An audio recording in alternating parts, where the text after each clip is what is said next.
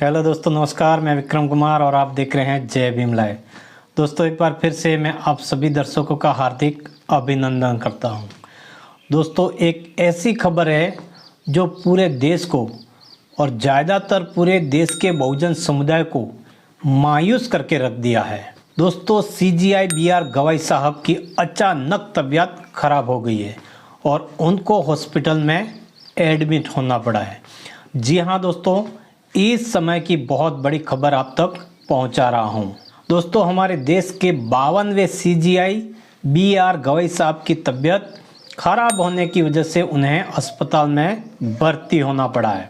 तो दोस्तों, आपको पता ही होगा बीआर गवई साहब के बारे में। फिर भी दोस्तों, मैं आपको थोड़ी सी उनके बारे में जानकारी बता देता हूं। तो दोस्तों, सीजीआई बीआर गवई साहब भारत के पहले बौद्ध और दूसरे दलित मुख्य न्यायाधीश हैं और वे इस पद पर आसीन होने वाले पहले बौद्ध हैं। दोस्तों, गवई साहब ने शपथ ग्रहण करने का जिक्र भी बुद्ध पूर्णिमा के 2 दिन के भीतर का जिक्र किया था। न्यायमूर्ति गवई साहब एक मजबूत अम्बेडकरवादी विरासत से आते हैं। उनके पिताजी दोस्तों आर.एस. गवई जो एक राजनीतिज्ञ थे, उन्होंने 1956 में परम पूज्य doctor B are Ambedkar ji के साथ बौद्ध धर्म अपना लिया था। दोस्तों, इसके बारे में न्यायमूर्ति बी आर गवई साहब अक्सर इस बारे में बात करते रहते हैं कि कैसे उन्होंने अपने पेशे का चुनाव अम्बेडकर और अपने पिता के दलित उत्थान के सपने से प्रेरित होकर कानून की पढ़ाई की। 1985 में अभिवक्ता के रूप में नामांकन के बाद न्यायमूर्ति बी आर गवई ने बॉम्बे उच्च न्यायालय की नागपुर पीठ से वकालत की थी। दोस्तों, उन्होंने महाराष्ट्र सरकार के लिए वकील और अभियोजक के रूप में कार्य किया था। हालांकि 2001 से लगातार कॉलेजियम सिस्टम ने उन्हें उच्च न्यायालय में पदोन्नति के लिए अनुशंसित किया, लेकिन बॉम्बे उच्च न्यायालय के अतिरिक्त न्यायाधीश के रूप में उनकी नियुक्ति 14 नवंबर 2003 को हुई थी। वे 2005 में अस्थायी न्यायाधीश बने और 24 मई 2019 को सर्वोच्च न्यायालय में पदोन्नत होने तक इस पद पर कार्यरत रहे। दोस्तों, मुख्य न्यायाधीश गवई साहब लगभग 6 महीने का कार्यकाल पूरा करने के बाद 23 नवंबर को सेवा निवृत्त होंगे। तो दोस्तों, आप अब समझ ही गए होंगे कि फिलहाल हमारे भारत के मुख्य न्यायाधीश हैं सीजेआई बीआर गवई साहब दलित परिवार से आते हैं। और अगर आपको इस बात की अब तक जानकारी नहीं थी तो दोस्तों, आपके लिए एक बहुत बड़ी खुशखबरी है। लेकिन साथ ही साथ एक मायूस करने वाली खबर यह भी है कि गवई साहब की तबीयत अचानक खराब होने की वजह से उनको एक प्राइवेट हॉस्पिटल, निजी हॉस्पिटल में भर्ती होना पड़ा है। तो दोस्तों, हम तो प्रकृति से यही दुआ करेंगे कि हमारे बी आर गवई साहब जल्दी स्वस्थ होकर वो अपनी न्यायमूर्ति का पद संभालें। दोस्तों, आपको पता ही होगा कि सीजीआई गवई साहब सुप्रीम कोर्ट में अहम केसों की सुनवाई कर रहे हैं दिन प्रतिदिन, और साथ ही साथ दोस्तों देश के अलग अलग शहरों का दौरा भी कर रहे हैं। दरअसल 14 जुलाई को बी आर गवई साहब हैदराबाद के दौरे गए थे।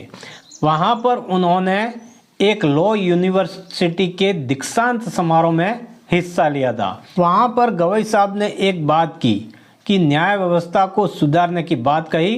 तो दोस्तों, खबरों के अनुसार बी आर गवई साहब हैदराबाद के दौरे पर थे, तब अचानक उन्हें इन्फेक्शन हुआ, उन्हें संक्रमण हुआ, और वहाँ से जब वह दिल्ली आए तो तब उन्हें एक निजी अस्पताल में कहा जा रहा है कि भर्ती होना पड़ा है।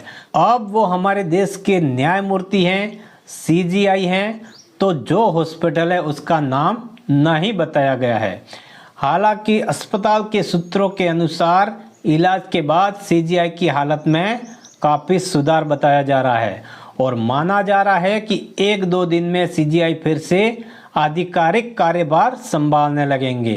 तो दोस्तों, डॉक्टरों ने कहा है कि गवई साहब की तबीयत फिलहाल अच्छी है, उनकी तबीयत में सुधार हो रहा है और घबराने की कोई ज़रूरत नहीं है।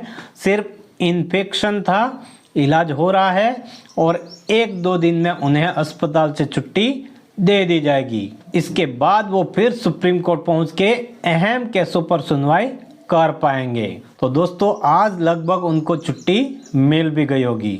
दोस्तों आप सभी को पता ही होगा कि बी.आर. गवई साहब अक्सर भारतीय संविधान की बात करते हैं, लोकतंत्र को मजबूत करने की बात करते हैं। दोस्तों गवई साहब ने हैदराबाद में कहा कि हमारा देश और न्यायिक सिस्टम कई चुनौतियों का सामना कर रहा है।